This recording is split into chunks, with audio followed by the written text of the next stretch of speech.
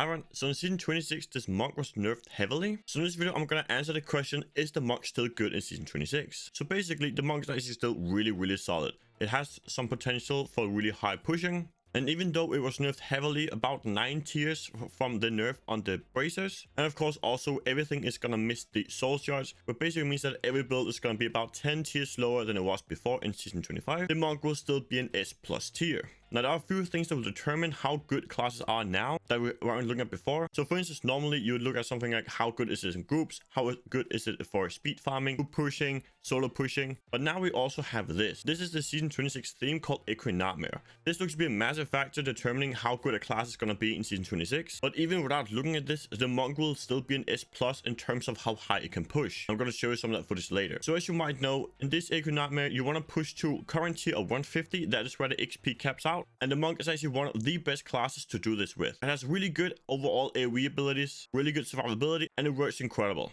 And the build you see me playing here is actually the LOD Wave of Light, which is going to be the strongest build now after the heavy inner monk nerfs. You will still use inner for speed farm. I'm going to show that in a minute, but this will be the highest damage build. And as you can see in this clip here, I'm just an MP tier. I'm 2k Paragon, and I actually push a 198 in Nightmare. So it definitely has potential to go really high. Now, when it comes to speed farming, you're probably still going to want to play something like the inner Mystic Ally, either water or fire. What you're seeing now is me speed farming 100 with the water version. This is going to be one of the fastest builds in the game, even in Season 26. Especially for low GR farming and T16 farming. And the setup I've made here can farm GR 100s in about a minute, but you can of course also adjust these to make a bit higher damage but less movement speed, and then of course go higher. So it's not going to be in Season 25 where you can farm, GR 130s in 2.5 minutes. You're not going to see that anymore since the heavy nerf, but it will still be a really solid. It will still be an S+ in terms of farming and pushing. So if you like pushing and you like playing the monk, this is probably going to be the build you're going to be pushing with. This is still the LOD Wave of Light build. I had a lot of fun practicing and trying to make this build up. It's somewhere in the middle in terms of being squishy and tanky. I'm not really quite sure yet,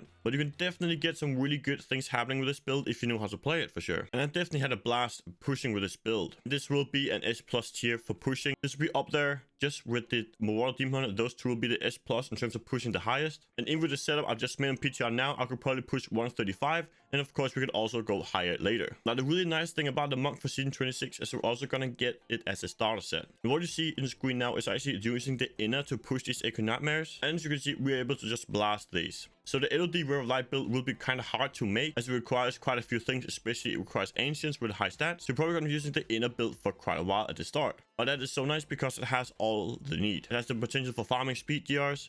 It can still push decently high. It can farm Nightmares, and it can also farm, of course, T16s. So the monk is probably one of the more balanced classes within the entire game, as the monk can do any content in the game at a really high level. And we might also see the support monk coming back for Season 26 because of these Nightmares, as the support monk will be able to give you a ton of healing and of course also group enemies in. So I predict there'll be a fairly large need for the monk for doing groups Nightmares. So the monk will actually have a spot for everything in the game, and it will be an A or S+ tier for everything. That is why I would still rank the monk as one of the top classes within the game currently. That, along with the Mortal Demon Hunter, will definitely be top builds for sure. So if you are a big monk fan, you like the inner build, and you like Wave of Light, this is going to be a really good season for you. Now, so far, from what I can see from this season theme, we are going to be significantly weaker. That is true. But you have to remember, if these Nightmare goes in the game as they are currently, which I think they will, this will probably be the season where you'll get the highest Paragon you've ever been. As even as a solo player, you're able to farm 14-15 trillion XP an hour, which is just completely unheard of before. I got from Paragon 800 to 1800 in one day, and that was just doing random stuff, testing stuff on PTR.